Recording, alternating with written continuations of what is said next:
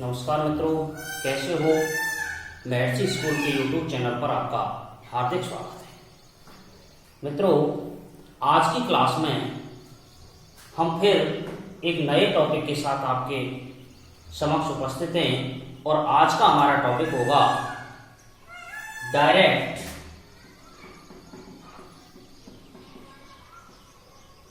Indirect.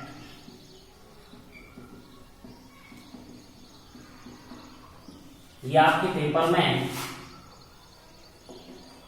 3 marks का chapter आता है।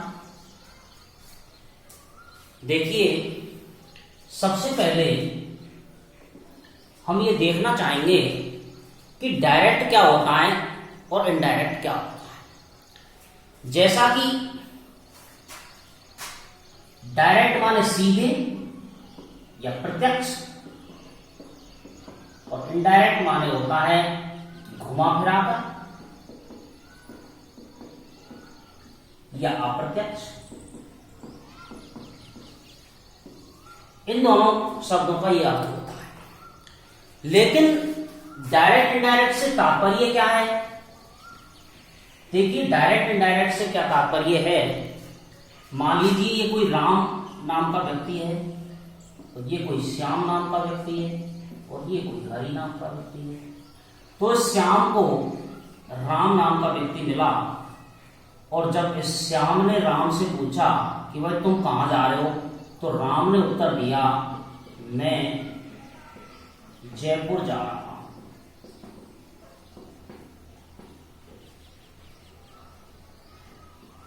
तो वक्ता द्वारा कही बात को ज्यों का त्यों इन्वर्टेड कॉमा में रखना, ये डायरेक्ट स्पीच होगा। लेकिन फिर श्याम को हरि मिला और हरि ने श्याम से राम के बारे में पूछा कि राम कहां गया था। तो श्याम ने हरि को उत्तर दिया, वह जयपुर गया था। ये इनडायरेक्ट स्पीच, ये डायरेक्ट इनडायरेक्ट होता है। यानी वक्ता द्वारा कही हुई बात को ज्यों का त्यों इन्वर्टेड कॉमा में रखना डायरेक्ट स्पीच कहलाता है, और वक्ता द्वारा कही बात को ज्यों का त्यों इन्वर्टेड कॉमा में ना रखकर उसके शब्दों में तो परिवर्तन कर दिया जाए लेकिन अर्थ में परिवर्तन नहीं हो, उसे ही हम इनडायरेक्ट स्पीच कहते हैं। ये इनडायरेक्ट स्पीच होता है। तो सबसे पहले हम इनकी परिभाषा लिख लेते हैं। डायरेक्ट स्पीच किसे कहते हैं और इनडायरेक्ट स्पीच किसे कहते हैं। अब आपको समझ में आ गया होगा कि डायरेक्ट स्पीच क्या है और इनडायरेक्ट स्पीच क्या है। तो देखिए, वक्ता द्वारा सबसे पहले डायरेक्ट स्पीच।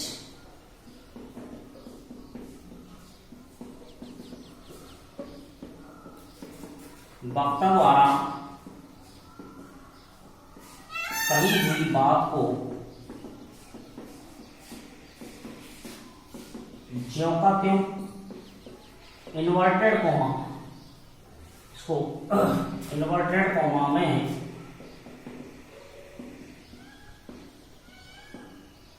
रखना डायरेक्ट स्पीच कहलाता है। अगला है इनडायरेक्ट स्पीच।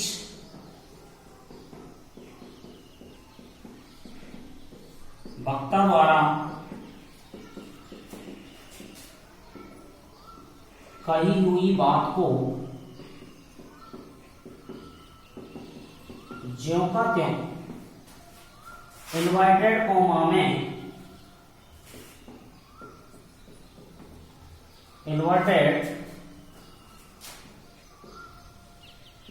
में ना रखकर उसके शब्दों में तो परिवर्तन कर दिया जावे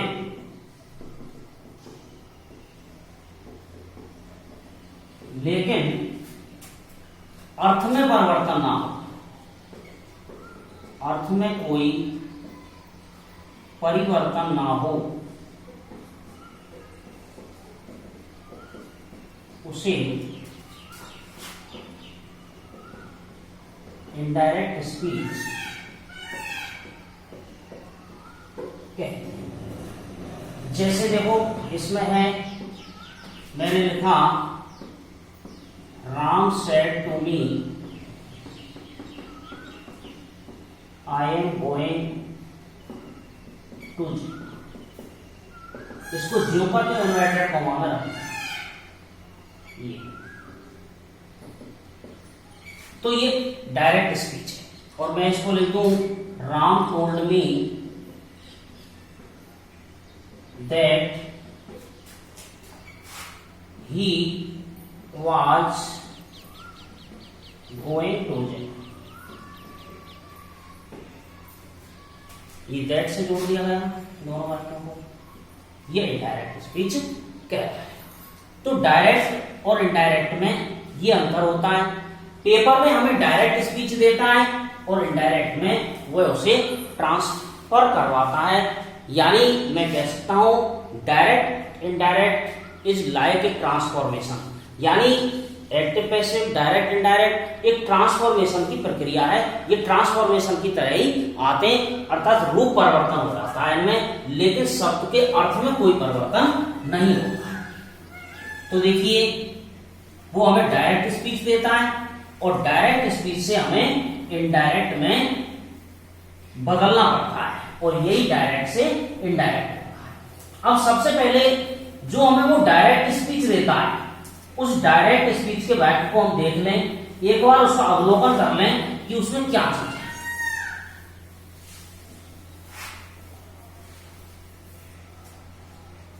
देखिए डायरेक्ट स्पीच के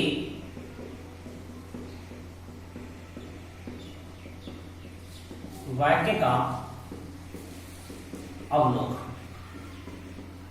सबसे पहले हम डायरेक्ट स्पीच के वाक्य का अवलोकन करते हैं। जैसे मैंने लिखा Ram said to me I am going to जी।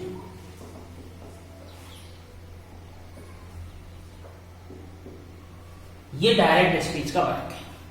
अब जब हम डायरेक्ट स्पीच के वाक्य को देखते हैं तो हमें इसमें दो प्रकार के वाक्य दिखाई देते हैं। एक तो इनवर्टेड कॉमा के बाहर वाला वाक्य, ये बाहर वाला वाक्य है, और एक इनवर्टेड कॉमा के अंदर वाला वाक्य। इसको रिपोर्टिंग वर्ब कहते हैं और इसको रिपोर्टेड स्पीच कहते हैं। देखिए इसमें जो क्रिया आ रही है वो रिपोर्टिंग वर्ब, इसमें जो क्रिया आ रही है वो रिपोर्टेड वर्ब कहलाती है। ये रिपोर्टिंग वर्ब है, ये रिपोर्टेड वर्ब है, या रिपोर्टेड स्पीच है। इसको रिपोर्टिंग स्पीच भी कह देते हैं, रिपोर्टिंग स्पीच भी है और ये रिपोर्टेड स्पीच भी। तो देखिए आपको सही ढंग से समझना है देसी भाषा में कि एक इनवर्टेड कॉमा के बाहर वाला वाक्य है और एक इनवर्टेड कॉमा के अंदर वाला वाक्य है। ये दो चीजें आपको ढंग से समझनी है। ये रिपोर्टिंग वर्ब है और ये रिपोर्टेड स्पीच है। अब हमें क्या करना है, ये बात ध्यान रखनी है कि एक बाहर वाला वाक्य और एक अंदर वाला वाक्य। बाहर वाले वाक्य अपने आप में स्वतंत्र वाक्य है और इनवर्टेड कॉमा के अंदर वाला वाक्य भी अपने आप में स्वतंत्र वाक्य है। इसमें स्वयं में कर्ता, क्रिया और कर्म होते हैं और इसमें भी कर्ता, क्रिया और कर्म या अन्य शब्द, इसमें कर्म नहीं है यहाँ पर, इसलिए इसमें भी कर्ता, क्रिया, कर्म होते हैं। बाहर वाले वाक्य यानी रिपोर्टिंग वर्ब और रिपोर्टेड स्पीच को जोड़ना ही डायरेक्ट से इनडायरेक्ट में बदलना कहलाता है। तो सबसे पहले हम ये देखते हैं कि जब कभी भी हम डायरेक्ट स्पीच को इनडायरेक्ट स्पीच में बदलते हैं तो सबसे पहला काम क्या करना होता है, हमें इनवर्टेड कॉमा के अंदर वाले वाक्य का को देखना होता है, यानी उसका अवलोकन करना होता है। अवलोकन क्या करना होता है, उस वाक्य को हमें सबसे पहले ये देखना होता है कि ये असर्टिव है या यानी साधारण है या नकारात्मक है या इंट्रोगेटिव है यानी प्रश्नवाचक है या इंपरेटिव है यानी आज्ञार्थक है या एक्सक्लेमेटरी है यानी आश्चर्यवाची है या लेट वाला वाक्य है। 1 2 3 4 5 इन पांचों वाक्यों में से कौन सा वाक्य है, पहले सबसे पहले हमें ये अवलोकन करना होता है डायरेक्ट से इनडायरेक्ट में बदलने के लिए। तो सबसे पहले आपको ये महत्वपूर्ण बिंदु है। ये सारे सेंटेंस मैं बेसिक ग्रामर पार्ट फर्स्ट और पार्ट 2 में आपको समझा चुका हूं। यदि आपने ये वीडियो नहीं देखा है तो सबसे पहले सेंटेंस को समझने के लिए बेसिक ग्रामर पार्ट फर्स्ट और बेसिक ग्रामर पार्ट 2 और टेंसेस की वीडियो देखना आपके लिए बहुत महत्वपूर्ण है। तभी आप डायरेक्ट इनडायरेक्ट को समझ पाएंगे, अन्यथा आपके ये कुछ भी पल्ले पड़ने वाला नहीं है। देखिए अब डायरेक्ट से इनडायरेक्ट में बदलना।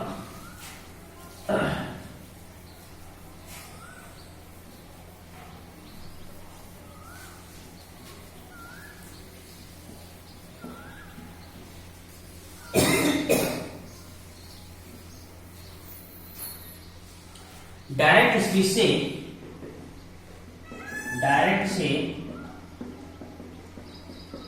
इनडायरेक्ट में बदलना।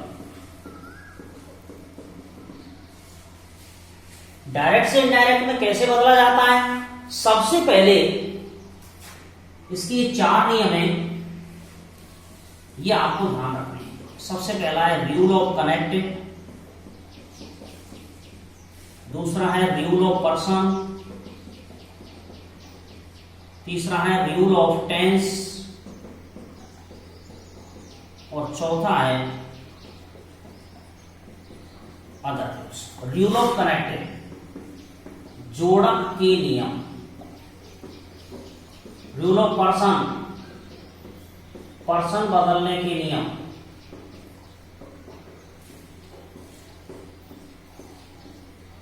रूल ऑफ टेंस टेंस बदलने के नियम और अदर रूल अन्य। तो सबसे पहले हम बात करते हैं रूल ऑफ कनेक्टिव की। यानी आप ये मान लें कि मुझे डायरेक्ट इनडायरेक्ट में कुछ नहीं आता, मैं सिर्फ नए तरीके से सीख रहा हूं या मुझे जो आता है मैं उसे भूल गया। तो रूल ऑफ कनेक्टिव, कनेक्ट से बना है कनेक्टिव, और कनेक्ट के बारे में आपने सुना होगा, हमने कहा कि भाई स्टार को स्टार से कनेक्ट कर दो, तो कनेक्ट कर दो अर्थात जोड़ दो। तो रूल ऑफ कनेक्टिव के अंतर्गत क्या आता है कि इनवर्टेड कॉमा के बाहर वाले वाक्य रिपोर्टिंग वर्ब और इनवर्टेड कॉमा के अंदर वाले वाक्य रिपोर्टेड स्पीच को, इन दोनों वाक्यों को मैंने बताया था ये दोनों स्वतंत्र वाक्य हैं, अलग अलग वाक्य हैं, इन दोनों वाक्यों को जोड़ करके एक किया जाता है, उसे ही हम रूल ऑफ कनेक्टिव कहते हैं। तो आज हम सीखेंगे कि दोनों वाक्यों को जोड़ते कैसे हैं, कनेक्ट कैसे करते हैं। तो ये रूल ऑफ कनेक्टिव के अंतर्गत आता है। तो देखिए हम चर्चा करते हैं सबसे पहले रूल ऑफ कनेक्टिव।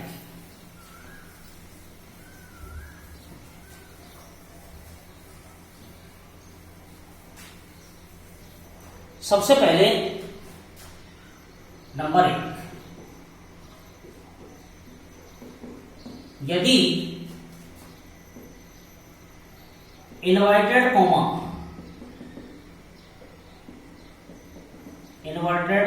के अंदर असर्टिव सेंटेंस हो तो, यदि इन्वर्टेड कॉमा के अंदर असर्टिव सेंटेंस हो तो सेड टू को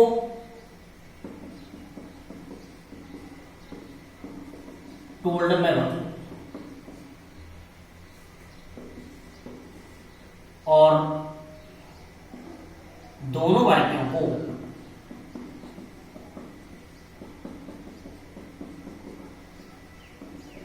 दैट से जोड़। जैसे मैंने लिखा राम सेड टू मी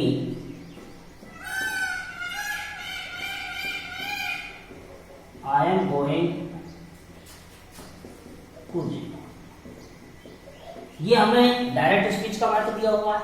अब हमको सबसे पहले क्या करना है, इस इनवर्टेड कॉमा के अंदर वाले वाक्य को देखना है। तो I am going to Jaipur, यानी इसमें कर्ता, फिर क्रिया, फिर ओडब्ल्यू आ रहा है, इसका मतलब ये साधारण वाक्य है।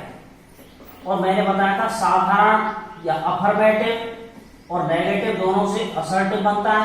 यदि यानी ये असर्टिव सेंटेंस है, असर्टिव सेंटेंस है तो हमको क्या करना है, इस इनवर्टेड कॉमा को हटाने के लिए हमने बताया कि यदि इनवर्टेड कॉमा के अंदर वाले वाक्य में साधारण वाक्य है तो दोनों वाक्यों को किससे जोड़ेंगे, या बीच में दैट लगा दैट से जोड़ देंगे और इनवर्टेड कॉमा को हटा देंगे और सेड टू का क्या कर देंगे, टोल्ड कर देंगे। यदि केवल सेड होता या से होता या सेज होता तो टोल्ड करने की आवश्यकता नहीं है। केवल सेड टू आ जाए तो ही टोल्ड करेंगे। सेज नहीं आता तो सेज नहीं रहता, सेड आता तो सेड ही रहता।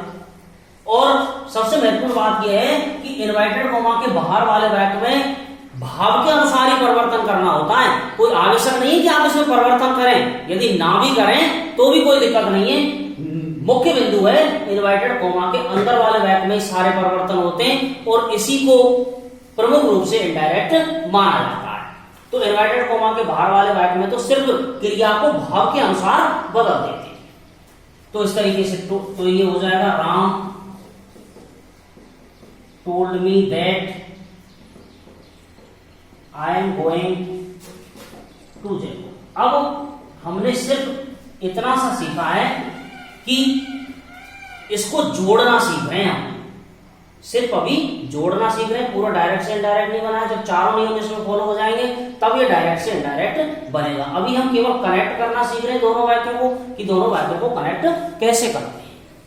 अगला देखिए, यदि इनवर्टेड कॉमा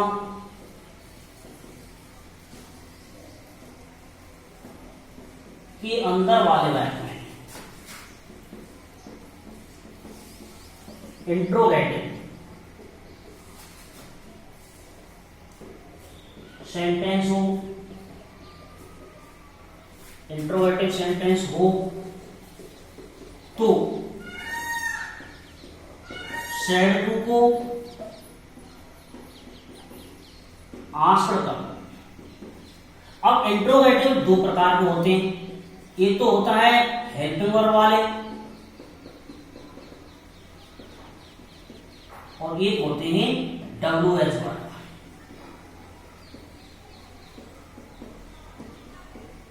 अब हेल्पिंग वर्ब वाले को तो इफ या वेदर से जोड़ दो और WH वर्ड वाले स्वतः ही जुड़ जाते हैं। यानी वो स्वतः ही कैसे जुड़ जाते हैं, क्योंकि WH वर्ड ही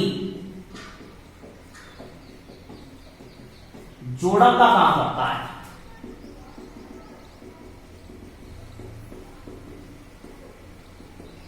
जैसे देखिए इसमें WH वर्ड ही जोड़क का काम कैसे कर देता है।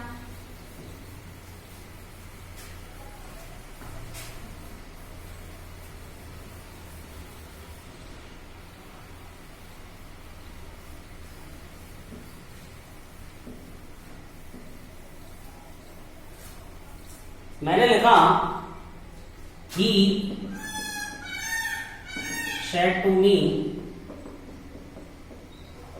do you know mister Kumar. अब देखिए सबसे पहले हमें यह देखना है कि इनवर्टेड कॉमा के अंदर वाले वाक्य में क्या है, प्रश्नवाचक है, इंट्रोगेटिव है। कैसे पहचाना कि ये इंट्रोगेटिव है, क्योंकि हेल्पिंग वर्ब से शुरू हो रहा है, डू सहायक क्रिया आ गई प्रेजेंट इंडेफिनिट की। तो देखिए अब हेल्पिंग वर्ब वाला इंट्रोगेटिव है, हेल्पिंग वर्ब वाला इंट्रोगेटिव में सेड टू को तो आस्क्ड कर देंगे, तो सेड टू को हमने क्या कर दिया, आस्क्ड मी। अब जोड़ेंगे किससे, इफ या वेदर से जोड़ेंगे, तो इफ से जोड़ दिया हमने, इफ, और इस वाक्य को लिख दिया।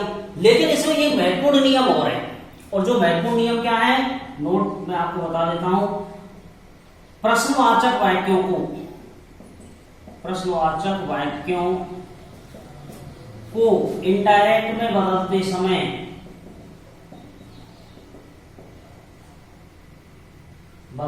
समय इनवाइटेड कॉमा के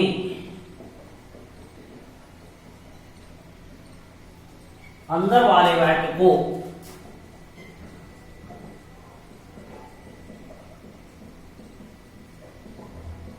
साधारण वाक्य में, साधारण यानी असर्टिव, साधारण या नकारात्मक दोनों हो इसमें, वाक्य में बदल देते हैं।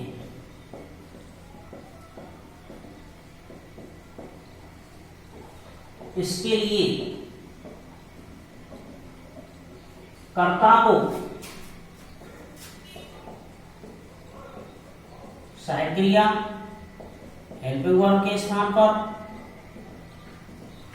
तथा एचवी को कर्ता के स्थान पर रख देते हैं। यह एक महत्वपूर्ण नियम है, इसको नहीं भूलना है। अब इसमें क्या करते हैं कि साधारण वाक्य में इसको बदल देते हैं, तो यू को डू के स्थान पर कर देंगे और डू को यू के स्थान पर कर देंगे। यहाँ यू आ जाएगा, यहाँ डू आ जाएगा। अब साधारण वाक्य में सहायक क्रिया नहीं आती है प्रेजेंट इंडेफिनिट के में, इसलिए डू को लिखने की आवश्यकता नहीं है। If you know mister Kumar हो जाएगा, प्रश्नवाचक चिन्ह हट जाएगा, इनवाइटेड कॉमा हट जाएगा। तो ये हमने यहाँ पर सिर्फ जोड़ना सीखा है। अब यदि WH वर्ड आ जाए तो उसको कैसे जोड़ेंगे, WH वर्ड वाले को, जैसे मैंने लिखा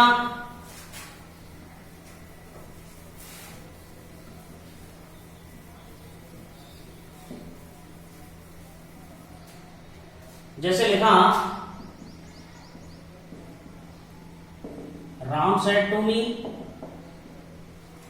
व्हाई आर यू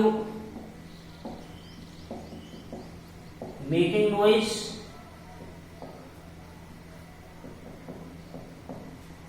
अब यह वाई से जुड़ रहा है, तो वाई से जुड़ रहा है तो सेड टू को क्या करेंगे, राम आस्क्ड मी, और वाई है ना, वाई से जुड़ जाएगा क्योंकि ये वाई शब्द है ना, ये कनेक्टिव जोड़क का काम करेगा, और इसको साधारण वाक्य में बदल देंगे, why you are making noise, और प्रश्नवाचक चिन्ह को हटा देंगे। इस तरीके से WH वर्ड वाले वाक्यों को जोड़ा जाता है।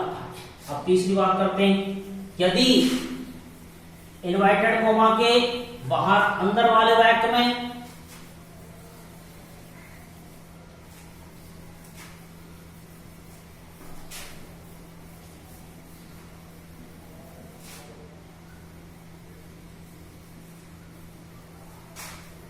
यानी प्रश्नवाचक वाक्यों में आपको ये जरूर ध्यान रखना है कि इसे इनडायरेक्ट में जब बदलते हैं तो प्रश्नवाचक वाक्य को असर्टिव सेंटेंस अर्थात साधारण वाक्य में बदल देते हैं। अब देखिए अगला है, यदि इनवर्टेड कॉमा के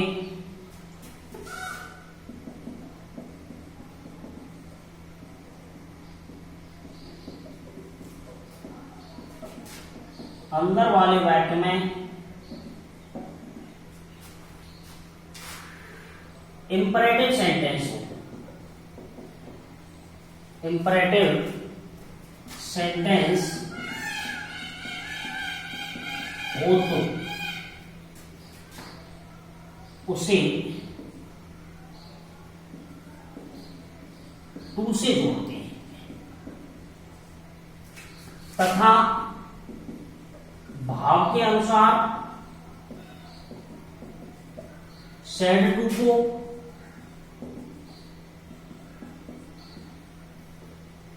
ordered,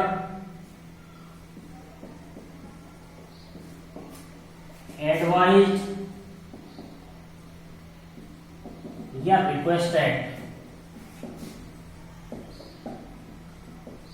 में बदल देते हैं।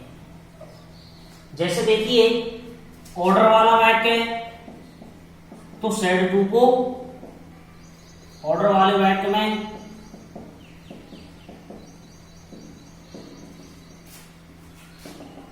सेड टू को ऑर्डर्ड कर देते हैं, ऑर्डर्ड कर दो। एडवाइस वाले वाक्य में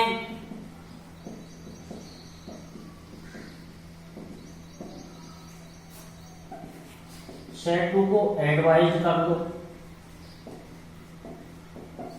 और रिक्वेस्ट वाले वाक्य में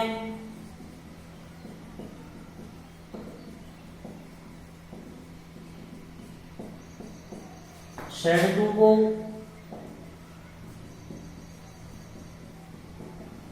रिक्वेस्टेड कर दो और टू से जोड़ दो।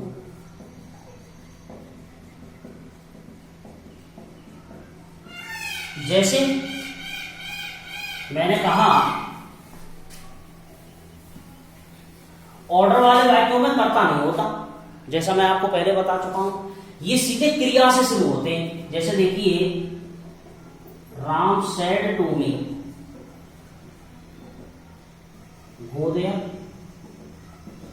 तो सेड टू को हम क्या करेंगे, राम ऑर्डर्ड मी, टू से जोड़ देंगे इसको और इन्वर्टेड कॉमा को हटा देंगे, टू गो देयर। जैसे राम सेड टू मी, ये ऑर्डर वाला हो गया, ये एडवाइस वाला। Said to me drink milk every day, तो सेड टू को क्या कर देंगे, Ram advise me to drink milk every day. तीसरा रिक्वेस्ट वाला, Ram said to me please go there, please या काइंडली को हटा देंगे, सेड टू को एडवाइज कर देंगे, राम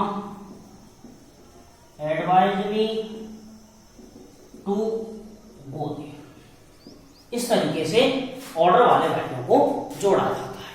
अब अगला है, यदि इस तरीके से इंपेरेटिव सेंटेंस अर्थात आज्ञार्थक वाक्यों को जोड़ा जाता है। आज्ञार्थक वाक्यों में कर्ता नहीं होता है, ये सीधे क्रिया से शुरू होते हैं। अब अगला है, यदि इन्वर्टेड कॉमा के अंदर वाले वाक्य में इंपेरेटिव आज्ञार्थक वाक्य, देखिए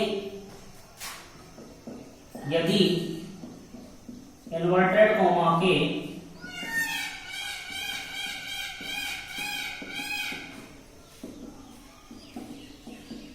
अंदर वाले वाक्य में एक्सक्लीमेंट्री आश्चर्यवाची वाक्य हो,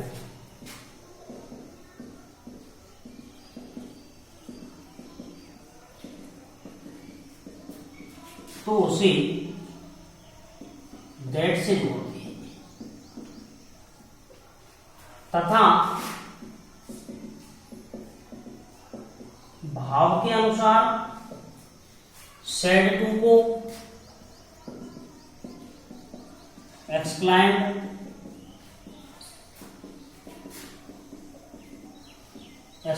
विद जॉय और एक्सक्लाइम्ड विद सॉरो में बदल देते हैं। जैसे देखो मैंने लिखा he said to me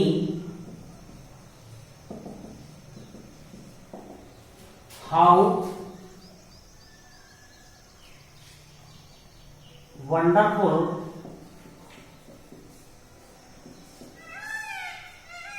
Dan was। ये आश्चर्यवाची वाक्य है, आश्चर्यवाची चिन्ह आ जाता है आश्चर्यवाची वाक्य में। इस तरीके से ये एक्सक्लेमेटरी चिन्ह होता है, ये आ जाए तो आपको समझ लेना चाहिए चाहिए कि वो आश्चर्यवाची वाक्य है। तो सेड टू है, अब इसमें आश्चर्य आ रहा है तो ही एक्सक्लाइम्ड,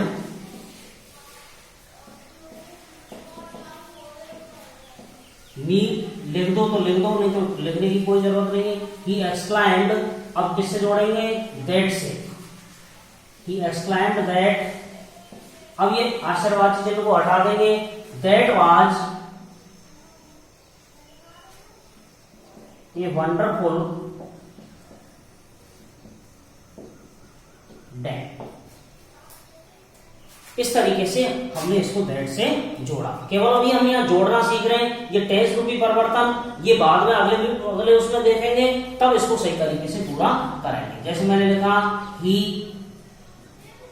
said to me alas I am ruined, ये एल्स आश्चर्यवाची है और दुख का आश्चर्यवाची है, तो सेड टू को क्या कर देंगे, ही एक्सक्लाइम्ड विद सोरो दैट, फिर आई वाज, दैट से जोड़ दिया इसको भी, और ये टेंस रूपी परिवर्तन है, ये बाद में आपको बताएंगे। और ऐसे ही सेड टू मी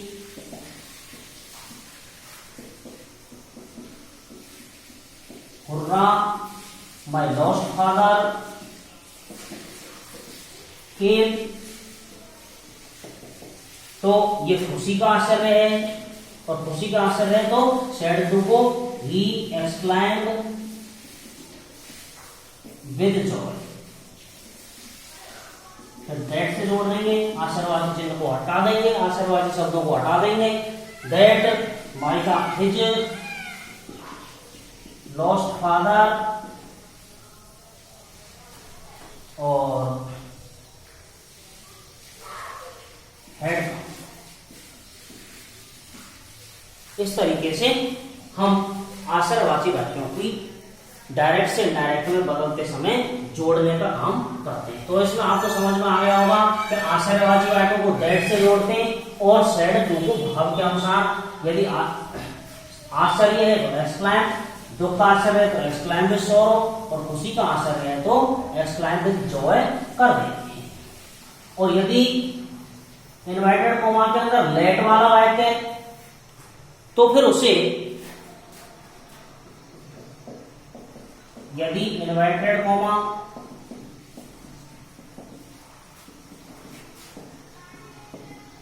के अंदर लेट वाला वाक्य है तो उसे दैट से जोड़ते हैं,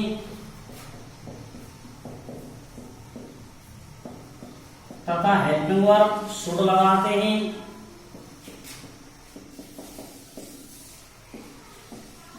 और सेड टू को भाव के अनुसार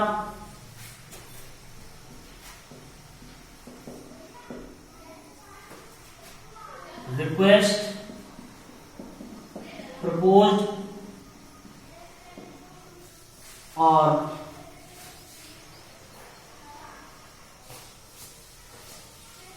एडवाइस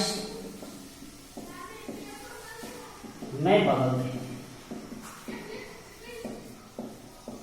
जैसे मैंने लिखा he said to me let us play a match. अब हम देख लेंगे कि लेट वाला वाक्य है, इसमें लेट आ रहा है, तो लेट आ रहा है ना, तो वो कह रहा है he said to me let us play a match, कि अब हम एक मैच खेलते हैं, तो एक प्रस्ताव हो गया, तो सेड टू को क्या कर देंगे, ही प्रपोज्ड मी, ही प्रपोज्ड मी।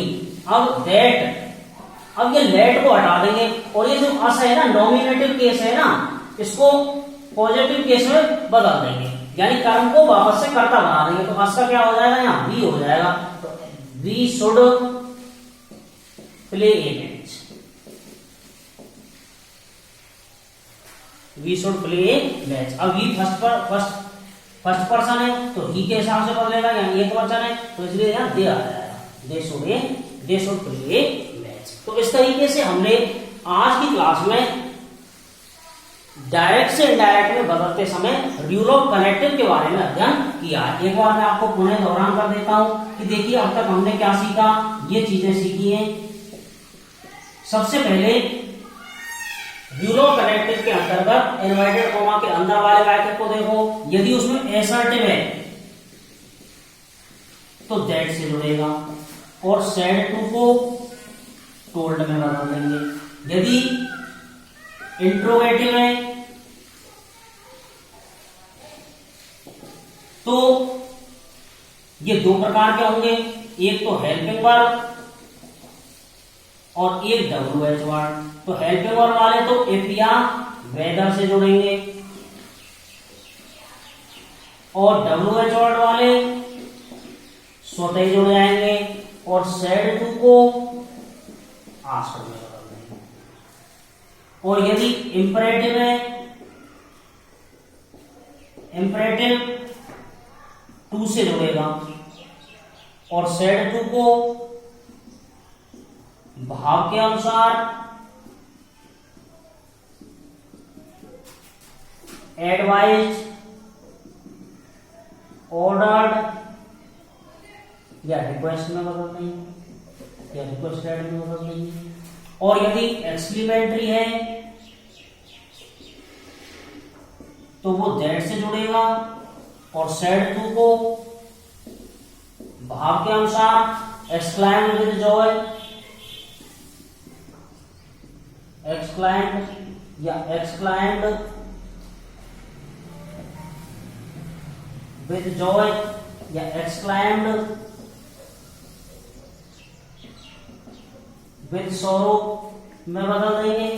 और इसी प्रकार यदि लेट वाला वाक्य है तो वो भी लेट से जुड़ेगा और इसमें सेड टू को प्रपोज या एडवाइज में बदल देंगे। तो अब हमें पता है कि दैट से हमारे कौन कौन से जुड़ रहे हैं, एसर्टिव दैट से जुड़ता है, एक्सक्लेमेटरी दैट से जुड़ता है और लेट वाले वाक्य भी दैट से जुड़ते हैं। तो तीन वाक्य तो दैट से जुड़ेंगे। ऑर्डर इंपरेटिव सेंटेंस आज्ञार्थक वाक्य टू से जुड़ेंगे और एक्सक्लेमेटरी